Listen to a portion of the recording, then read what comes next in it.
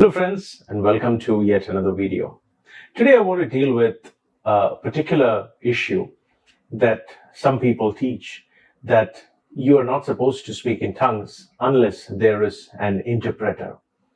I've discussed this in an earlier video about what Paul is really talking about and the difference between a ministry gift of tongues versus basic tongues that a person has, with which you can corporately worship God together, or you can pray in the Spirit on your own. But that is not the same as the ministry gift that Paul is talking about. I give an example in that video about how 1 Corinthians talks about the gift of faith. It is given only to some. But that doesn't mean everyone else does not have faith. They have faith. They just don't have the gift of faith in a specialized ministry form.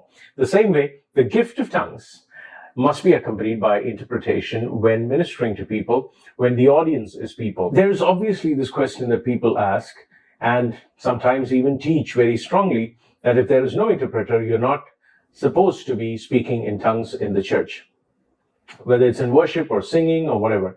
That is theoretically wrong, and please watch my previous video. But my thrust with this video is, if someone is speaking in tongues and you're telling them that unless there is an interpreter, you're not supposed to speak in tongues, do we tell people actively, those who are tongue speakers, that they should pray for the gift of interpretation or the gift of prophecy? Because that is something the church must do. Paul never says you should not speak in tongues. In fact, Paul goes on to say that do not stop speaking in tongues.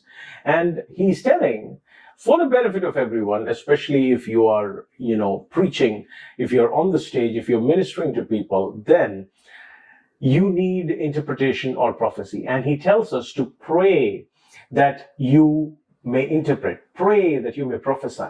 In fact, Paul says that he who speaks in tongues must pray that he interprets. So to all the wise people out there who say, that that's a private prayer language, I don't use it in public, that is not how you are supposed to handle that gift.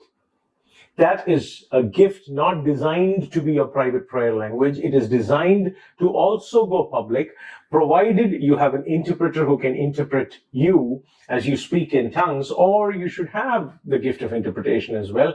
Now, this is what I'm saying. Paul is very clear. Do not forbid speaking in tongues. At the same time, he's saying every tongue speaker must pray that he interprets. Every tongue speaker is required not to shut up in church, but to pray that he receives the gift of interpretation or the gift of prophecy. Either or is fine.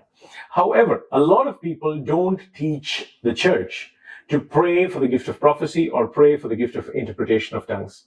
And one verse that would come into your mind is probably, and what a lot of people teach is, that the gifts are given to each person by the Spirit according to his will. So it almost seems as if the Holy Spirit decides what gift you will have. And it's not entirely wrong. However, it is not entirely right as well. So let me explain this to you. Is the Holy Spirit solely responsible for what gift each person gets, or does the person have a say in it? Let me tell you. Number one, this confusion comes because of our understanding of the verse. The verse is rendered for us as the Holy Spirit gives to each person according to his will. Whose will are we talking about? So the will that we are talking about in the Greek Bible, the will is written in the middle voice. Now, the middle voice is not something that English speakers natively understand or are used to. Middle voice, now you are familiar with active voice and passive voice. Active voice would be, I love you. Passive voice would be, you are loved by me. And middle voice in the Greek would signify that both the giver and the receiver are equally involved in the act. So when Paul says that the Holy Spirit gives to each one according to his will, the word used over there is in the middle voice, and the middle voice indicates that the giver, the Holy Spirit's will, and the receiver, the person who receives the gift, his will or her will, are both involved when Paul writes the word according to his will. So let me make it non-grammatical and technical. So when a child and a father go into a shop, the father wants to buy the child maybe a chocolate. I don't know. Now, if you are someone who doesn't give chocolates to your children, no offense, I'm not pro-chocolate or anti-chocolate, pro-health or anti-health. No. So let's not get into that. What I want to say is, suppose the father wants to give the child a chocolate. That is the father's will, and the father buys the chocolate for the child. But suppose the child goes into the shop with the father, and the child says, I want a chocolate. What does the father do? The father was not planning to buy a chocolate, but it's a small chocolate, a toffee that the child is asking for. And the child's request triggers a desire in the father's heart to buy the child that chocolate. And this is what happens with the Holy Spirit. There are times the Spirit gives gifts according to His will. He wants to give a gift to a particular person. And then there are times when your desire triggers the desire in the Holy Spirit.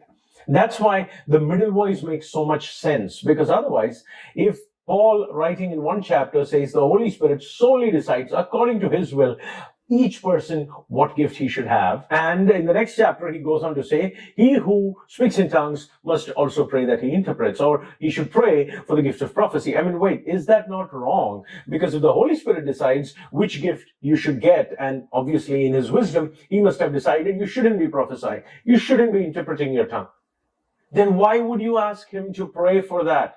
This is because when Paul wrote that the Holy Spirit gives to each one according to his will, he was writing in the middle voice, wherein your desire expressed in your prayer, saying, Lord, please give me a gift of prophecy. When you pray and express that desire, it triggers the desire of the Holy Spirit. When those two desires come together, of the recipient and of the giver, the gift becomes operational. So my friends, let me tell you, if you have a gift of tongues, I'll tell you, you can start praying for an interpretation. You should start praying for an interpretation. To all those wise people out there saying that, tongues needs interpretation, how many times have you prayed for the gift of interpretation? You have silenced someone who's speaking in tongues because there is no interpreter. Why not you start praying for the gift of interpretation so that the person who has the gift of tongues would be able to use his gift properly and speak out the mysteries? No, you haven't spent time praying for the gift of interpretation. What about the gift of prophecy? Have you dedicatedly every day sought the Lord so that other people would benefit from the gift of prophecy? If not, how dare you tell someone who speaks in tongues that he should not speak in tongues because there is no interpreter? Become the interpreter. That's the challenge that you should take, my friend. Become the prophet.